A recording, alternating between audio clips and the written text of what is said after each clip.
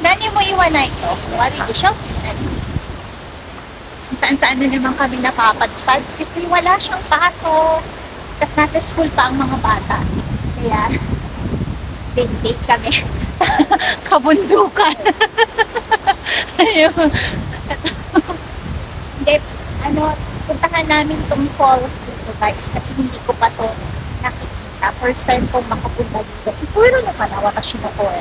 Toy mo din.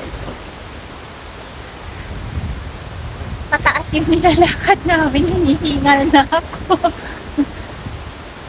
Papawa? Nani? Nani? Mateo? Kapagod. Ito. Nasaan? Ayun yung po. Saan yung dokwenta? Yan na.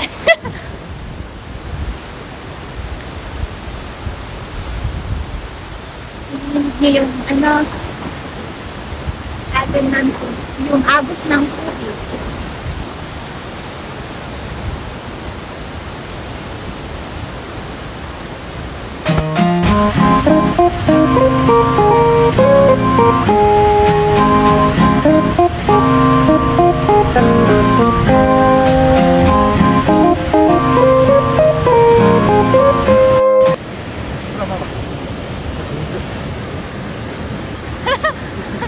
So guys, sermonan natin si Mister kasi bawal pumasok dyan sa pinakaloob, dito lang sa may hangganan ng lubid.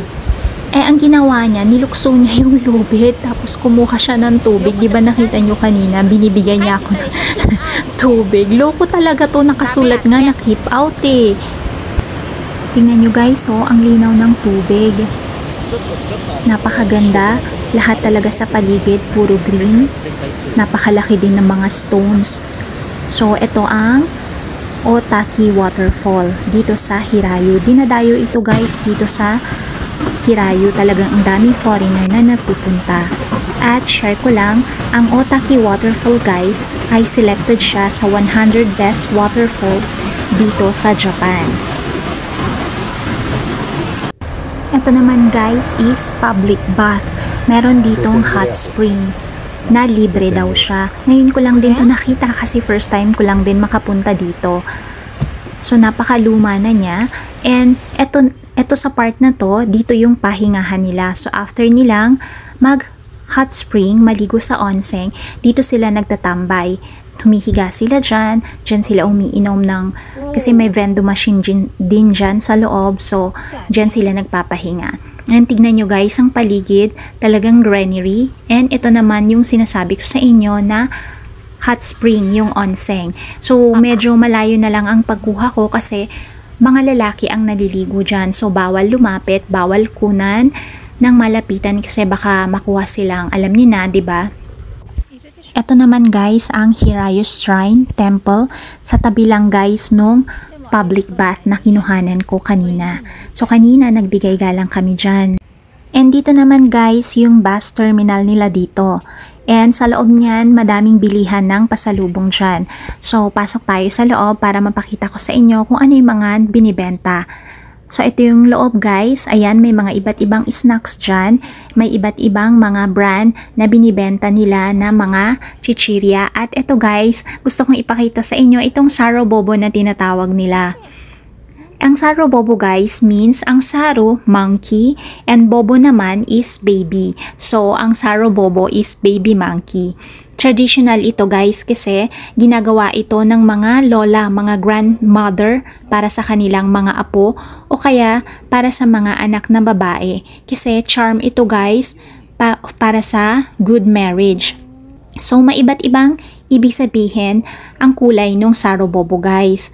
Ang red is all luck, ang pink love, yung yellow naman for money, and orange work, yung green naman relax.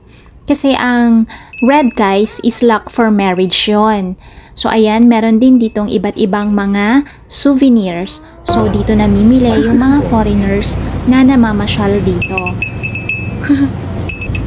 Souvenirs guys, pampasalubong.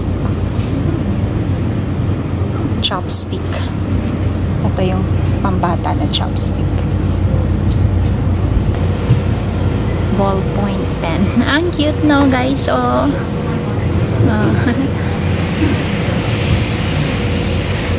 Ito pa guys yung ibang souvenirs dito. Ito mga keychain, ganyan, pwedeng isabit sa bag. So sa Roboboy style naman ito na mga maliliit guys. Tsaka ibang mga characters. May frog na characters din. Tsaka kakaiba siya kasi dito lang talaga sa Japan makikita yung mga ganito. So ayan yung iba pang mga keychains at meron ding mga magnets. Ayan yung red na yan, etong temple style na magnet. And this one naman is yung pinakita ko sa inyo kanina na public bath. Yung roofie style niya, di ba ganyan guys? Tapos meron pang small sarobobo na nakalagay. Eto pa guys, yung ibang mga magnets, napaka-colorful niya. Place ng Hirayo ang naka-design guys. So, may mga foreigner talaga na bumibili nitong mga ganito, lalo na pag nagko-collect sila ng mga magnets, di ba ang gandang ilagay sa ref. So ito naman guys, yung mga maliliit na sarobobo na for keychains or kaya pwede ding isabit sa mga bags, ganyan. Ang cute nito guys, so di ba kakaiba siya, may sombrero pa. Tapos ito naman Sakura version na sarobobo. Ito naman yung pinaka-original guys na sarobobo. Ayan. Tsaka ito naman, guys, sinasabit sa alam ko sa pintuan, sinasabit yung mga ganitong style. So, labas na tayo. And, ito naman ang makikita nyong view dito sa parking, guys. Diyan yung bus, mga bus at tsaka mga sasakyan. So, ito ang makikita nyong view dito paglabas nyo ng bilihan ng pasalubong. So, tapos na guys, ang date namin ni Mr. sa kabundukan. Magsusundo na tayo sa mga bata. Kaya, let's go home na. So, ayan, drive na naman kami, pauwi ng Takayama. So, mga kabundukan na naman ang makikita nyo. And napakaganda lang guys, kasi pag ganitong mga oras, talagang wala kayong makikitang mga sasakyan. So, konting-konti lang yung mga dumadaan halos. Kasi syempre, lahat sila nasa work, ganyan. Yung iba naman syempre, hindi sila talaga nakakapunta dito. Ayun.